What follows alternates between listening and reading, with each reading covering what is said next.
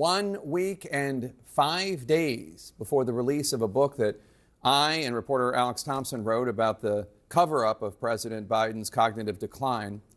The Bidens are back. They gave their first joint TV interview since leaving the White House. And former President Biden had some harsh criticism for his successor, President Trump, calling President Trump's return to power, quote, the worst 100 days any president's ever had. But Biden also took responsibility for the role he played in returning Trump to the White House to a degree. CNN's Arlette Saenz has this look at the Bidens' return to public view. Former President Joe Biden back in the spotlight and denying claims of cognitive decline while serving in the nation's highest office. They are wrong. There's nothing to sustain that. The 82-year-old former president sitting with the host of The View for the entire hour, defending his time in the White House and handling of the 2024 election. The only reason I got out of the race was because I didn't want to have a divided Democratic Party. But it was his wife, former First Lady Jill Biden, who offered the most forceful pushback and denied shielding her husband from public view. I did not create a cocoon around him. I mean, you saw him in the Oval Office. You saw him making speeches. He wasn't hiding somewhere. Biden's round of interviews this week comes ahead of the release of several books expected to examine Biden's mental acuity and his decision to seek re-election. Everything we have to do with, look, if we finally beat Medicare.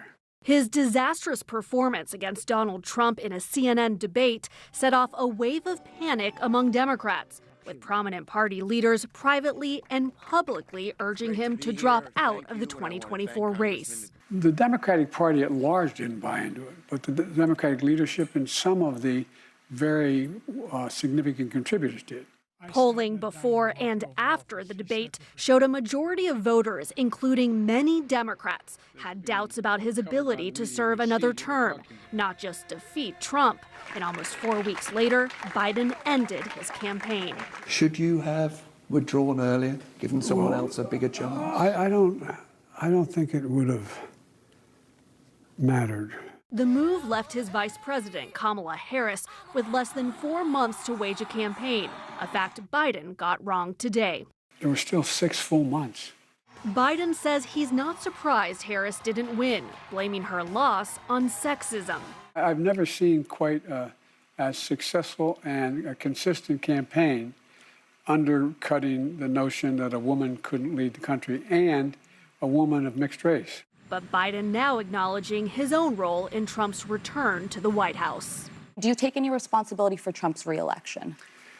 Yes, I do, because, look, I was in charge and he won. So, I take responsibility. Now, former President Biden has really laid low since leaving the White House, but we've slowly started to see him speak out, including criticizing his successor, President Donald Trump. One thing that is occupying a lot of Biden's time right now, he said in that interview on The View that he is working on his memoir, something he's been asked to deliver in the coming year. But it all does come at a time when there is a lot of discussion within the Democratic Party about how involved Biden should stay, especially as they are trying to rebuild and look ahead to the next crop of leaders that could lead the party. Jake. Arlette Saenz, thanks so much. Let's bring in somebody who was there at the table for President Biden's interview on The View, CNN political commentator and View co-host Alyssa Farah-Griffin. Alyssa, congratulations on the interview. You asked President Biden a number of tough questions, and I want to talk about those in more detail. But first, what was your general impression of President Biden, what you heard from him, how he spoke, et cetera? Listen, this is the second time I've interviewed President Biden now, and the one thing that really struck me from the moment he got to the table was he and his team are clearly very aware that his legacy is being written right now, and they feel and have this strong sense that they need to fight back and shape the narrative. He immediately got into rattling off accomplishments from his term in office, and I think it's in breaking with a lot of past precedent from other presidents who generally let their legacy breathe and kind of go off into the sunset and let someone else come into their role. So there's a very keen sense that if they don't get out there, someone else is going to write their story for them. And Jake, I have to say, like, I directly asked them about books coming out, thinking of your book that's coming out. I think this is something his team is thinking about and concerned about, and they want to be able to shape as much of a narrative in advance to get ahead of stories that you may be breaking in it. Yeah, the book, Original Sin, comes out May 20th, so that's 12 days, I guess. Let's play part of that exchange. What is your response to these allegations, or are these sources wrong? They are wrong. There's nothing to sustain that, number one. You know, one of the things that well, and Alyssa, you know, one of the things I think is that the people who wrote those books were not in the White House with us. So interesting observation, as if historians have to live in the White House in order to write about the White House, about any sort of presidency. And Alex Thompson covered the White House. Yeah. Alex covered it quite extensively. That moment, I think, it jumped out to me. Having worked in the first Trump administration, it's not just the people that absolute closest to the president, by the way, like a spouse that has an idea of what their general mental health is like every day, their ability to do the job, if they're stumbling in meetings. There's quite a few aides, if given access, who should have access to those things. And part of the question I asked and another colleague did is, was there an effort to kind of keep a tight-knit circle so any of these slip-ups wouldn't get out to the public? And my general sense is this: listen, he is an older man. He acknowledged, look, I would have been 86 had I won a second term. He doesn't shy away from that. He does have slip-ups. That's something we've seen with Joe Biden.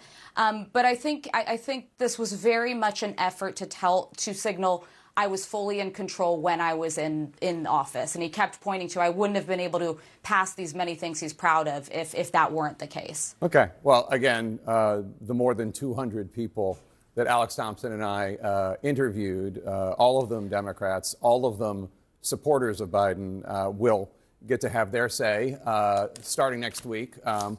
President Biden appeared in two segments. And Jake, if I... Go ahead. Oh, go ahead. Well, if I could mention, I did ask specifically if, what his relationship was with President President Obama, who was reportedly somebody who behind the scenes was concerned about him. And he didn't answer the question directly. He gave a more generic response before the former First Lady stepped in. And I think that's something the public would really want to know. I mean, the most powerful force in Democratic politics of the last 30 years, Barack Obama, and the role he played in thinking he needed to step in because of his concerns over Joe Biden. Yeah. The sources for our book were people who liked, if not loved, Joe Biden. But more on that when the book comes out. Alyssa Farah-Griffin, thanks so much. I really appreciate it. Joining us now to discuss is CNN political analyst Alex Thompson. Alex is the co-author, along with CNN anchor Jake Tapper, of Original Sin, President Biden's Decline, its cover-up, and his disastrous choice to run again. Great to see you, as always. Before we get to the substance of the conversation on The View, I wonder why you think the former president is choosing to speak now, and why that forum of The View. My reporting is that he wants to actually get out there and respond, not just to Jake and I's book, but you have those previous two books last month where there were also allegations of him not remembering people that he should have known or seeming out of it during debate prep. That came from Ron Klain. And so they want to try to show that, he wasn't in decline, that he could still be president right now, despite many of the feelings in the Democratic Party. Politico reported this morning that they actually brought on another aide to help with their comms in order to sort of push back on this narrative that is continuing to cement as more reporting comes forward. Yeah, he was asked about these books coming out and these allegations, and he said, quote, "They are wrong. There's nothing to sustain that." And then Dr. Jill Biden, who was alongside him for the interview, chimed in and said, "One of the things I think is that people who wrote those books were not in the White House with us." First of all, why do you think Dr. Biden was alongside him, joining the former president for this interview? I think that she sees herself as the ultimate defender, the ultimate loyalist, and feels that when he is attacked, that she feels attacked too and wants to be part of that. I remember, one line in her memoir that sticks out is that she essentially said that she always keeps a list and never forgets when someone has slighted her husband, and that's because she doesn't believe in rewarding bad behavior. Wow, that's fascinating. And I wonder what you make of the argument that these stories, these allegations have no merit. There's nothing to sustain that, the former president said. Well, I'd say our reporting shows that many people inside the Biden White House disagree. And they do believe that there was a significant decline and a cover up of that, especially in 2023 and 2024.